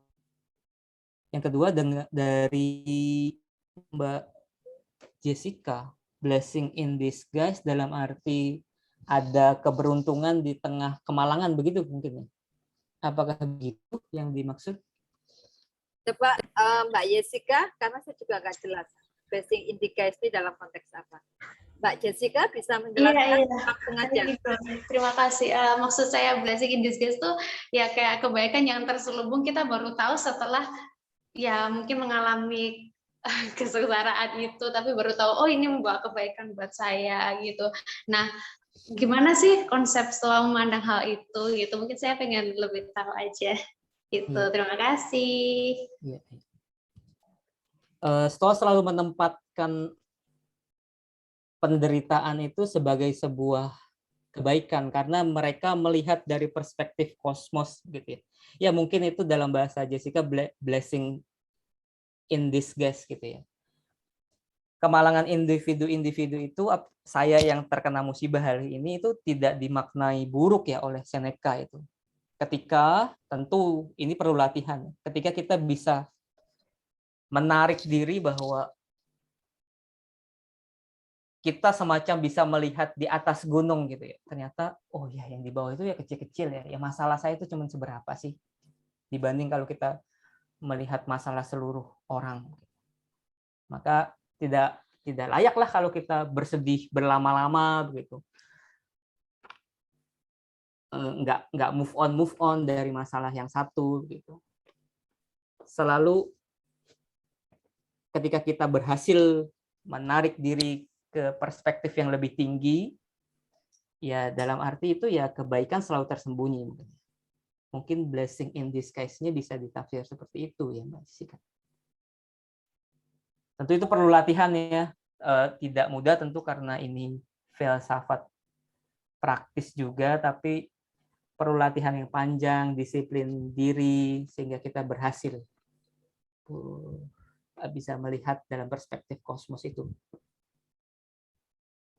Begitu Mbak Ruth. Oke, baik. Bung Bang atau Bung Eka atau Mbak ini? Mbak Eka Yosef yang angkat tangan, silakan. Oh Mbak, maaf, tak pikir karena nama Eka itu bisa perempuan, tidak bergender. Silakan. Ya, halo Mbak Yud, ini saya Marina. Kemarin kan ini akunnya suami saya Mbak. Eka. Oh alah. Iya. Oke. Ya Mbak Marina. Maaf ini saya sembunyi di kamar ini. Kalau gitu. Bising suara anak saya, maaf. Ya, nggak apa-apa. Oke, silakan Mbak Marina. Iya ini Mas Theo ini istilahnya menarik sekali sih sebenarnya, karena di YouTube itu nggak tahu algoritma tuh selalu muncul ya stoikisme di beranda saya, tapi saya belum berani klik atau gimana ya, kayak masih ntar dulu deh gitu. Tapi ternyata di sini menarik gitu pembahasan ini Mas. Nah saya tuh pengen bertanya dua hal sih. Yang pertama, apakah akhirnya konsep Stoa ini itu kayak aliran naturalis gitu loh Mas. Jadi kayak ketika semuanya itu dikembalikan ke alam gitu kan, kemudian manusia itu disuruh menyerap gitu, merasionalkan istilahnya panggilan-panggilan yang tadi dikatakan sebagai alamiah begitu ya, mungkin rasa kemanusiaan, melindungi diri dan lain sebagainya. Nah, apakah akhirnya ini tuh kayak aliran naturalisme gitu loh, jadi kayak akhirnya manusia tuh disuruh kembali lagi kepada esensi kehidupan yang yang cinta pada sisi di luar mereka begitu. Tapi apakah itu masuk ke apakah memasukkan unsur Tuhan atau enggak gitu? Itu yang pertama. Karena kalau jatuhnya ke aspek fisik itu kan Mbak, akhirnya kayak jatuhnya kayak benar-benar kosmolog ya, orang ateis gitu kan jatuhnya. Nah, ini aku nanya itu sih yang pertama. Yang kedua adalah ke dalam konteks pandemi, di mana yang tadi kan ada bagan tuh, ada sesuatu yang dikendalikan di dalam diri kita, ada yang di luar kendali kita kan. Kemudian ada semacam irisan begitu kan. Nah, maksudnya saya tuh kayak melihat gitu kan, konsep ini ketika di pandemi ini kok kayaknya menurut saya efek luar seperti kebijakan pemerintah, kemudian pandemi itu sendiri gitu kan. Kayaknya manusia yang dikendalikan gitu kan. Karena coba kita lihat deh, kebobrokan ekonomi, kemudian kebijakan politik, kemudian orang-orang yang semakin tingkat kejahatannya tinggi gitu. Maksudnya untuk mencapai ketenangan diri, bisa melihat suatu musibah ini akhirnya oh ini ada dampak positifnya tuh kayaknya dalam konteks pandemi ini bahkan sangat sulit ya kalau saya bilang, apalagi mungkin orang-orang yang saat ini sangat susah mencari pekerjaan, susah makan dan lain sebagainya, kemudian kehilangan keluarga seperti itu kan. Nah, apa namanya, gimana sih konsep Stoa ini? Apakah benar dia kayaknya kalau untuk konteks pandemi ini bakal akan sangat sulit gitu loh untuk bisa menemukan titik apa ya, keseimbangan atau irisan yang di tengah itu gitu, Mas Theo. Mungkin itu aja pertanyaan saya. Topiknya sangat menarik. Terima kasih Mbak Ruth. Ya, Mbak Marina. Satu lagi silakan. Silakan kalau ada yang mau angkat tangan langsung silakan. Mungkin saya bertanya kembali ya. Oh, gitu. Ya, ya. Sebentar, nanti dulu. Kita kasih kesempatan ke yang lain dulu ya. Sebentar. Baik. Kalau nggak ada, baru nanti Ibu ngasih sedikit. Silakan kalau ada yang mau angkat tangan. Ada nggak? Oh, nggak ada. Oke, silakan, Bung. Aduh, mohon maaf jadi saya yang apa? Nggak apa-apa, santai aja. Oke, silakan. Ya, jadi dari yang kita lihat ya sekarang ya, dari munculnya penulisan buku yang filosofi teras itu kan filsafat Stoa booming ya di Indonesia kan, kayak shock gitu. Jadi banyak orang yang terlalu banyak orang ya yang ngaku bahwa mereka Stoa gitu. Bahkan mereka nggak tahu kalau Stoa itu filsafat gitu. Kebanyakan orang nggak tahu. Oh, taunya apa? Nggak, kebanyakan orang kan kayak filosofi teras, nggak ngelihat bahwa itu tuh bagian besar bagian kecil dari keseluruhan filsafat barat, filsafat Yunani ya, mohon maaf. Terus pada akhirnya kan karena boomingnya filsafat Stoa ini kan jadi filsafatnya jadi dangkal gitu. Ada makna-makna yang terdistorsi. Misalkan Stoa tuh diandaikan oleh sebagian besar orang tuh sebagai usaha tidak pedulikan realitas gitu, dengan berprinsip bahwa inilah yang penting itu diri saya sendiri gitu. Seakan menjadi suatu usaha bodoh amat ya.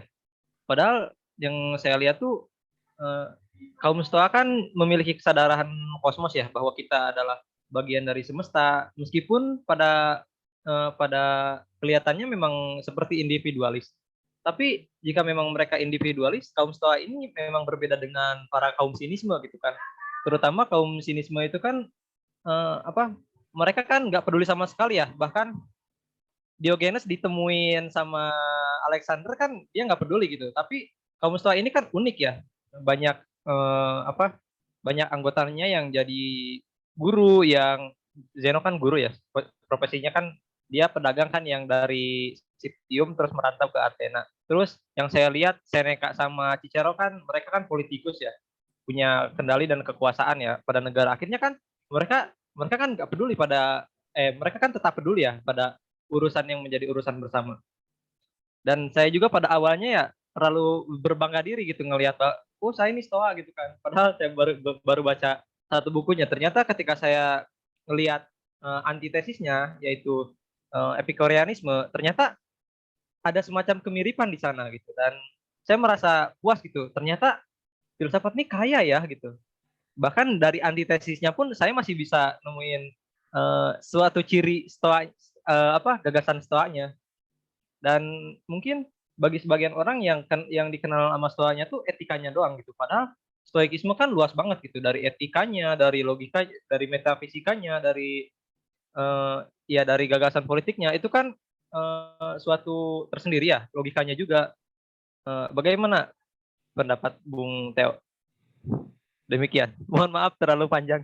Nggak apa-apa. Oke, terima kasih Bung Sidik. Silakan Bung Theo. Tanggapan. Baik. Yang pertama dari Mbak Marina tadi ya. Naturalis, Stoa naturalis. Ada ya Mbak, ada para penafsir Stoa yang membaca Stoa dari kacamata naturalis ada. Tapi naturalis dalam arti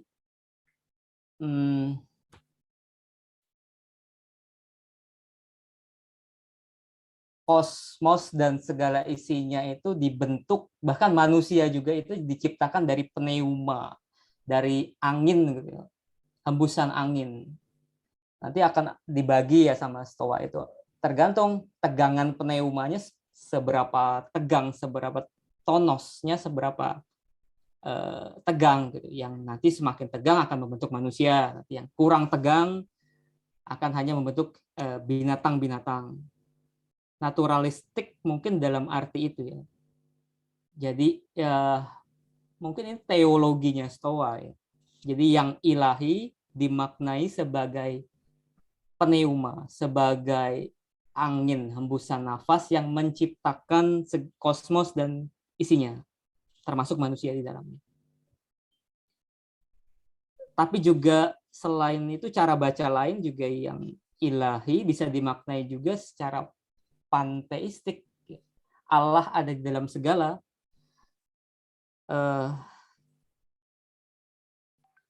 Jadi yang ilahi nanti akan menciptakan kosmos, tapi ia juga ada di dalam kosmos. Itu cara baca yang ilahi. Tapi apa itu yang ilahi? Sekali lagi, ini filsafat klasik Yunani, Romawi. Tuhan atau yang ilahinya orang-orang Stoa tentu berbeda dengan Tuhan dan Allah yang kita pahami sekarang agama-agama monoteistik ini ya, tentu berbeda. Masih dewa-dewi ya, masih dewa-dewi. Tapi menurut saya yang dimaksud yang ilahi oleh kosmos ya alam semesta itu sendiri, karena begitu berpasrahnya orang-orang Stoa itu terhadap ketentuan yang sudah digariskan oleh alam. Saya pikir itu Mbak Marina yang bisa saya jawab. Untuk Mas Asidik, ya saya sepakat ya. Itu juga mungkin yang membuat saya setia terus di filsafat Stoa. Nggak sebatas tulisan untuk lulus kuliah. Karena kok semacam masih banyak sekali yang perlu kita pelajari dari filsafat ini, dari sekolah ini. Sekarang ini juga saya juga sedang membaca-baca tentang kosmologinya, betul ya, bahwa tadi Bu Ruth juga bilang bahwa kosmos atau alam semestanya Stoa ini hidup begitu, dan itu yang menentukan semua tindakan-tindakan etis kita. Ternyata saya berbuat baik ke orang lain itu sebenarnya sudah ada atau setidaknya ada relevansi dengan kosmos, dengan bintang-bintang di sana. Saya sepakat dengan Mas Asidik. Begitu, Burut. Oke. Terima kasih, Bung Do. Masih ada lagi yang mau angkat tangan untuk mengajukan tanggapan?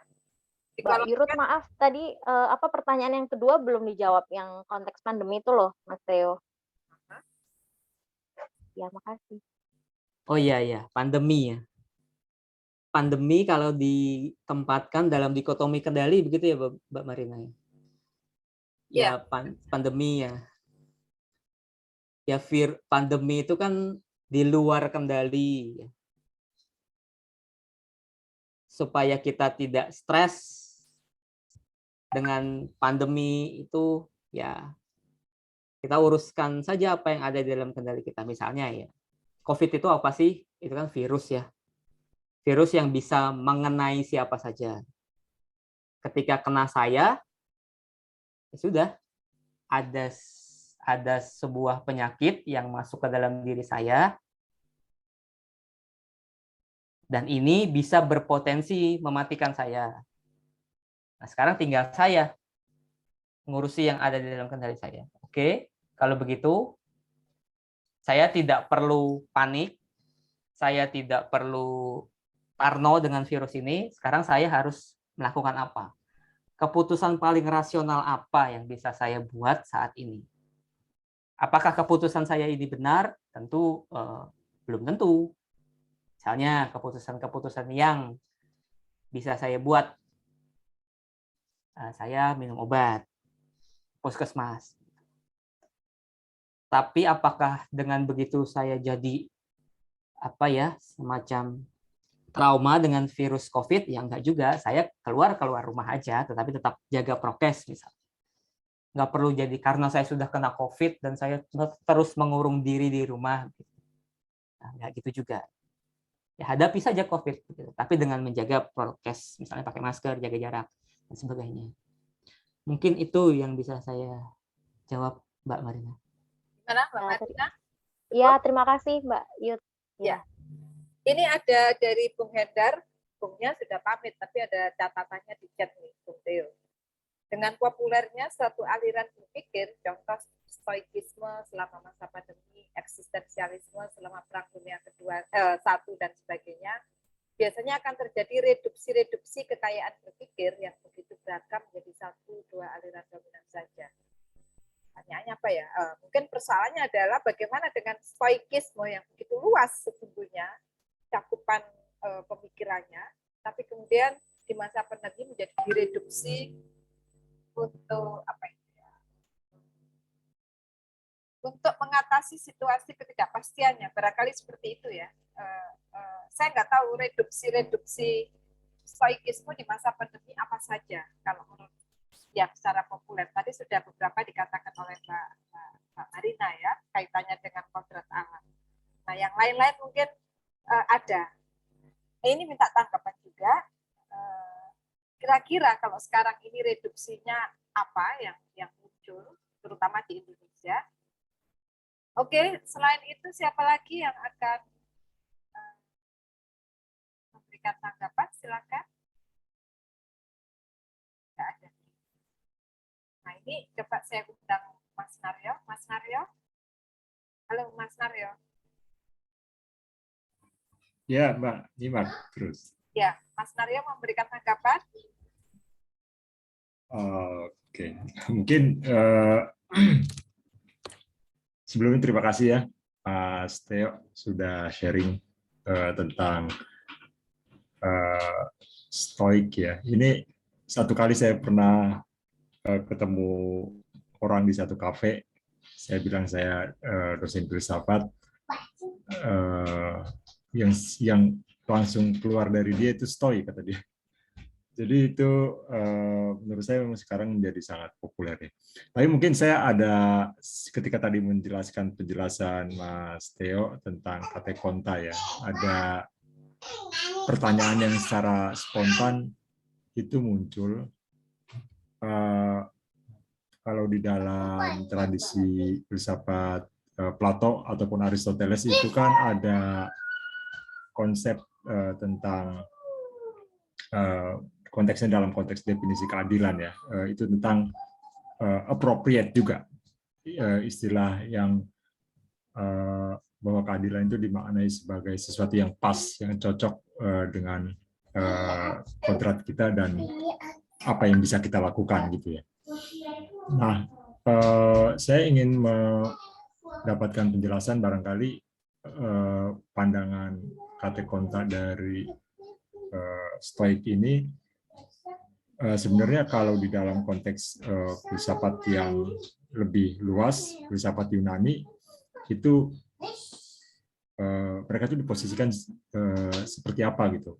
Karena dalam konteks kita belajar filsafat, kadang-kadang filsafat dari Plato dan Aristoteles itu menjadi semacam mainstream gitu ya. Sementara Stoa ataupun Epikuros itu hanya beberapa yang mengkaji itu gitu. Artinya apakah memang dia menjadi semacam non mainstream dari filsafat di masa itu atau bagaimana? Nah, itu barangkali spontan saja ya tadi ketika mendengar penjelasan dari Mas Theo. Itu silakan. Ya, makasih Mas Naryo.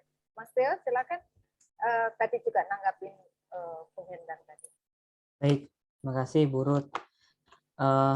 Kalau saya baca di chatnya Bung Hendar, mungkin ya filsafat ini meledak 2019 awal dengan bukunya Henry Manampiring Filosofi Teras itu ya, yang berangkat dari pengalaman pribadinya, kemudian dia baca-baca filsafat Stoa, kemudian ketemu Romo Setio juga, diarahkan bacaannya, terus semacam dikotomi kendali itu, kalau kita bisa menguasai apa yang ada di dalam kendali kita saja dan mengambil jarak terhadap yang di luar kendali, dikotomi ini, itu kita akan menjadi bebas dari stres, kita akan bisa,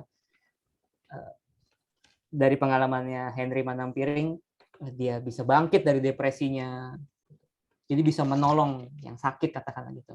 Tentu itu baik dan sangat betul dalam filsafat Stoa, tapi ya saking populernya orang jadi berhenti di sana.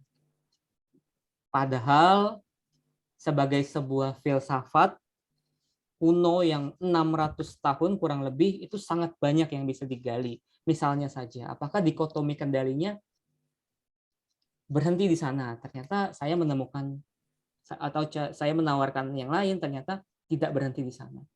Kita justru ada digiring untuk bergulat dengan hal-hal yang di luar kendali misalnya. Tentu sebagai jawaban atas katakanlah sakit itu sangat baik, tapi sebagai sebuah filsafat kita tentu harus masuk ke ranah yang lebih dalam supaya reduksi-reduksinya bisa kita jelajahi pelan-pelan. Dan begitu banyak tempat lain, area-area Stoa lain yang bisa memperkaya juga kehidupan kita.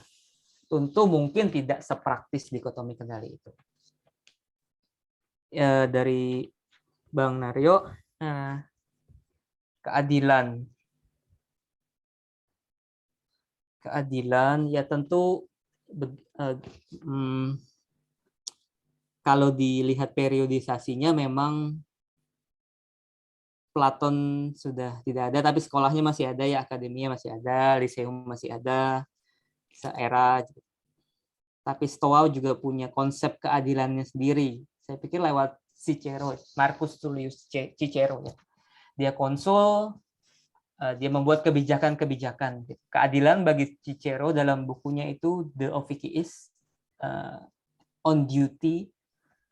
Bagi dia yang adil itu kalau yang kita punya itu kita berikan kepada orang lain dengan layak tanpa mengurangi porsi kita secukupnya. Kita cukup saja, tapi sisanya kita harus berikan kepada yang membutuhkan, orang lain. Jadi selalu ada arah kepada orang lain dari keadilannya Cicero. Mungkin itu juga karena dia pejabat publik ya. Tapi mungkin juga bisa dimaknai dalam kehidupan sehari-hari kita sebagai orang biasa. Yang adil itu kalau kita punya cukup, sisanya kita bagi ke yang membutuhkan. Periodisasi ya, Stoa, sekolah kebun Epikurianisme itu masuk dalam periode Helenisme ya, Bang. Mungkin kalau mau dibuat timeline ya sesudah masa Yunani antik, Yunani klasik, Helenisme ini. Lalu nanti ada kekristenan masuk abad pertengahan dan selanjutnya. Begitu, Bang.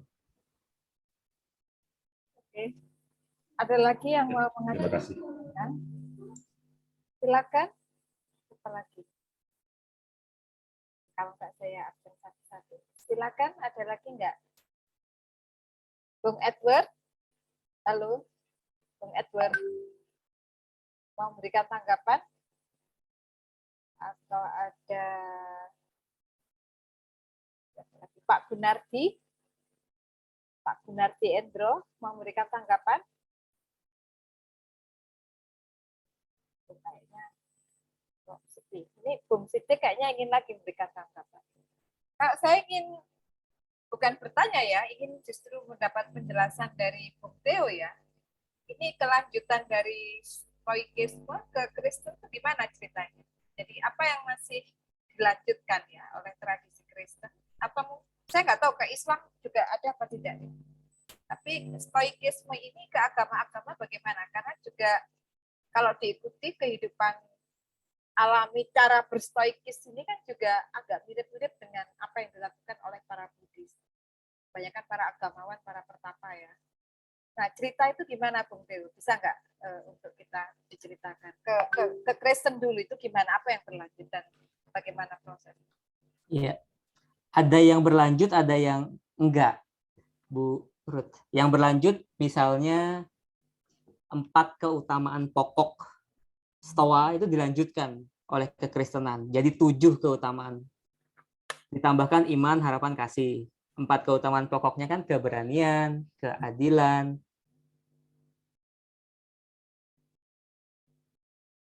kebijaksanaan, dan keugaharian. Itu kental ya Yunani klasik. Stoa juga pegang itu sebagai 4 keutamaan pokok. Terus itu dipakai ya sama kekristenan, tapi ditambahkan 3 lagi. Ditambahkan iman, harapan, kasih. Itu dilanjutkan. Ada tokoh neo-stoikisme juga, Justus Lipsius ya, di orang Belanda yang hidup zaman pencerahan. Dia mau semacam punya proyek menghubung-hubungkan nih. Stoa ini sebenarnya bisa loh dianggap sebagai dasar-dasar kekristenan. Misalnya tadi 4 keutamaan pokok. Misalnya juga bahwa takdir dipelintir jadi penyelenggaraan ilahi, bahwa semacam ada entitas di luar sana yang menjadikan segala sesuatunya baik adanya.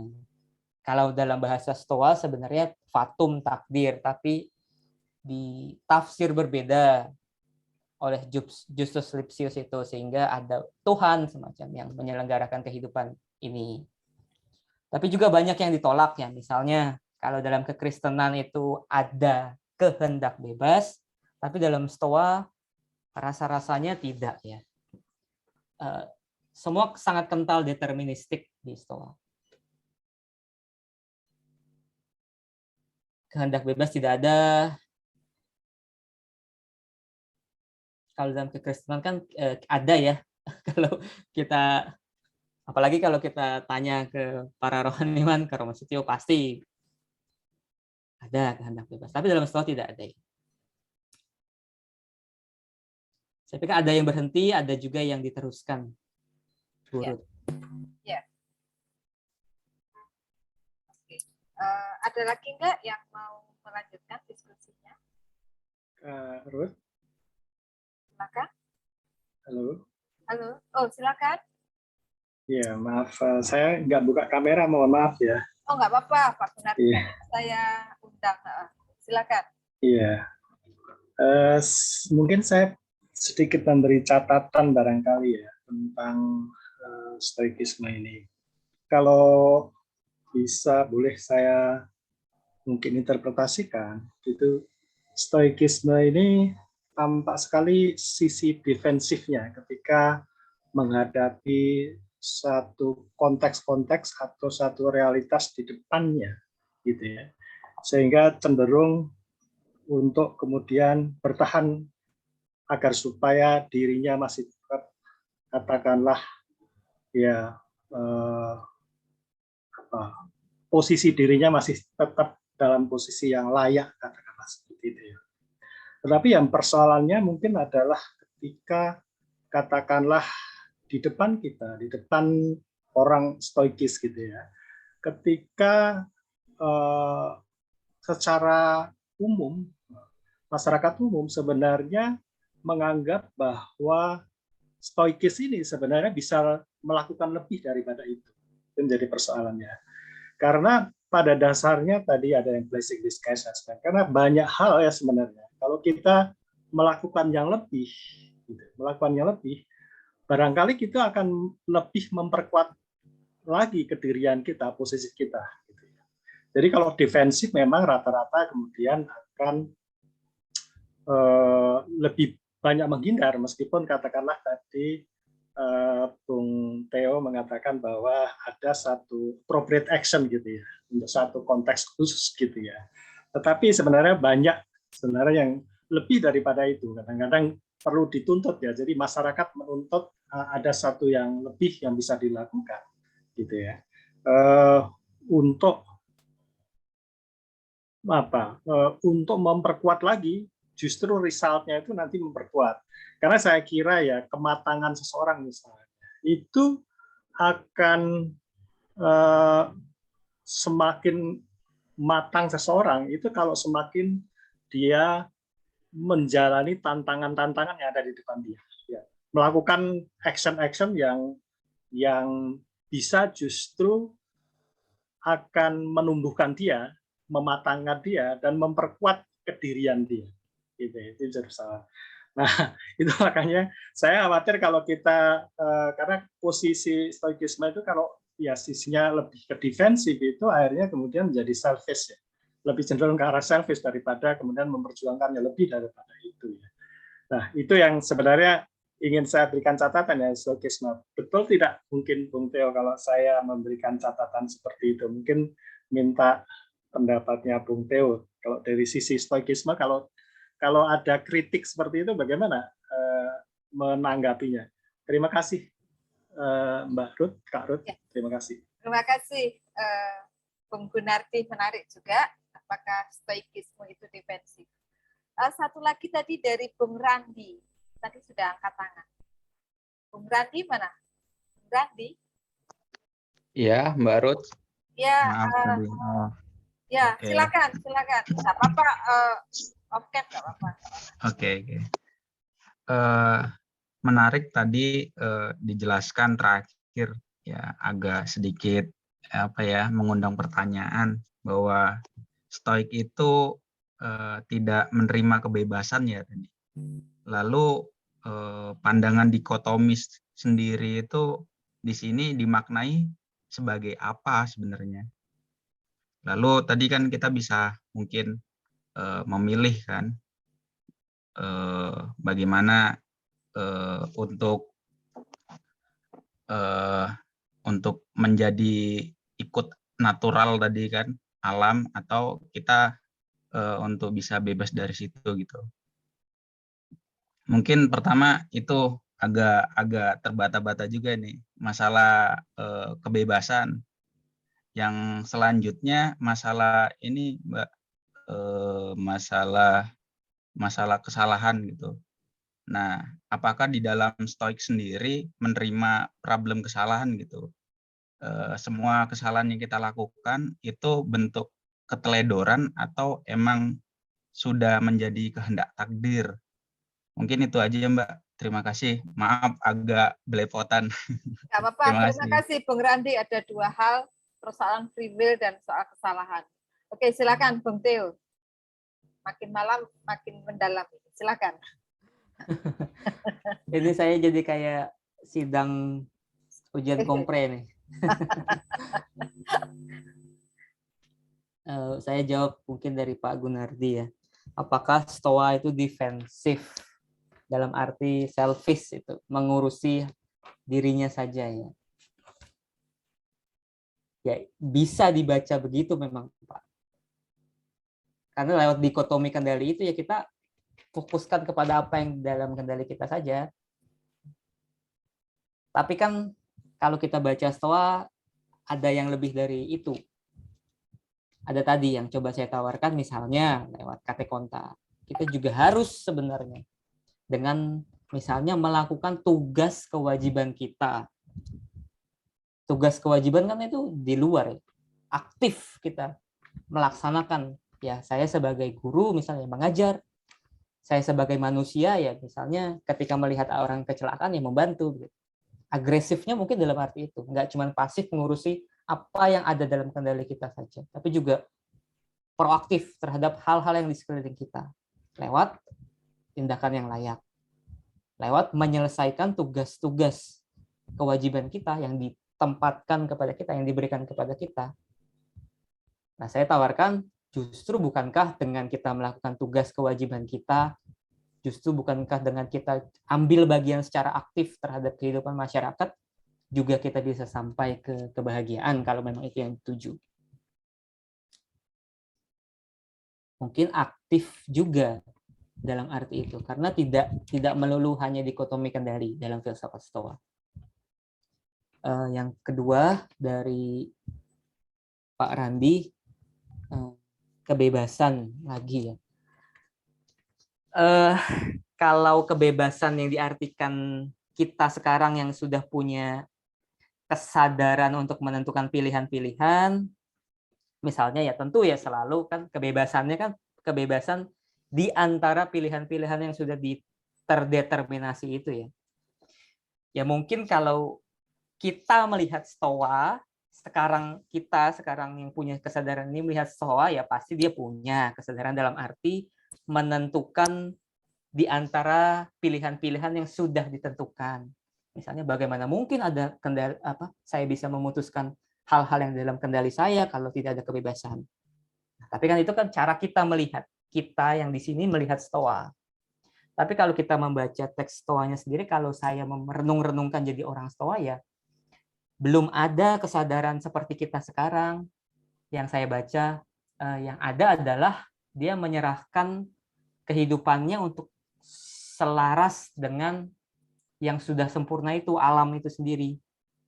Jadi belum ada kesadaran itu ya. Yang ada bagi saya adalah saya bagaimana supaya saya bisa selaras, dan kalau hidup saya sudah selaras dan saya ditentukan oleh alam, itu sudah akan baik-baik saja kok. Mungkin itu Mas Gunardi yang bisa saya sampaikan. Oke. Apakah bisa menjawab? Ya, terima kasih. Satu lagi karena waktu sebentar lagi beberapa menit jam 9. Silakan satu kali lagi menanggap. Silakan. Ada nggak? Namanya sudah nggak ada ya. Oke lah, kita tutup saja. Bung Teo gimana?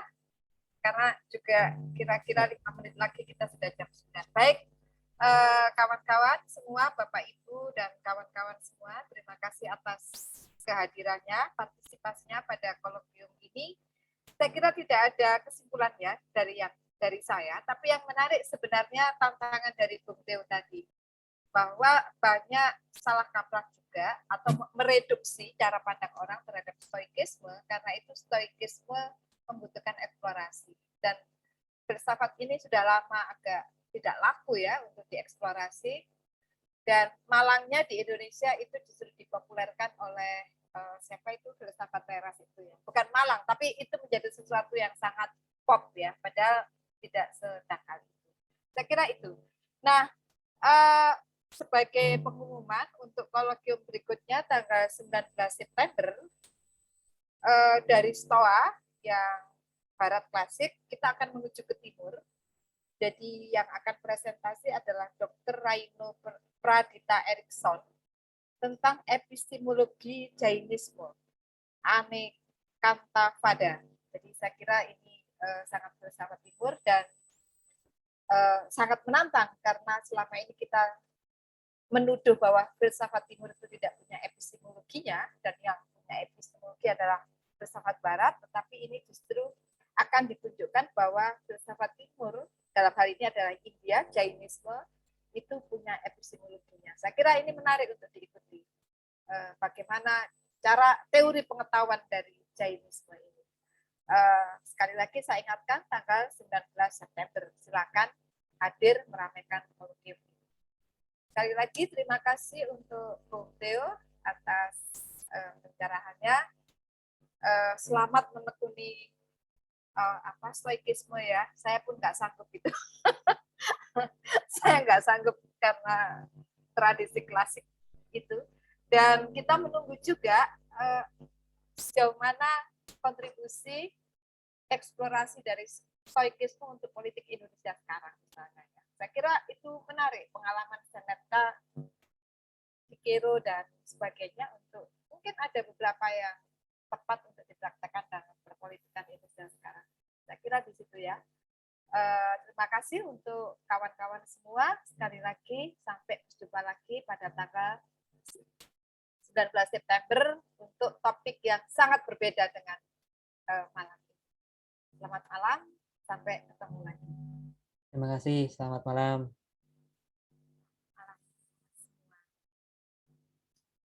Oke ya, sebentar recordingnya saya stop dulu.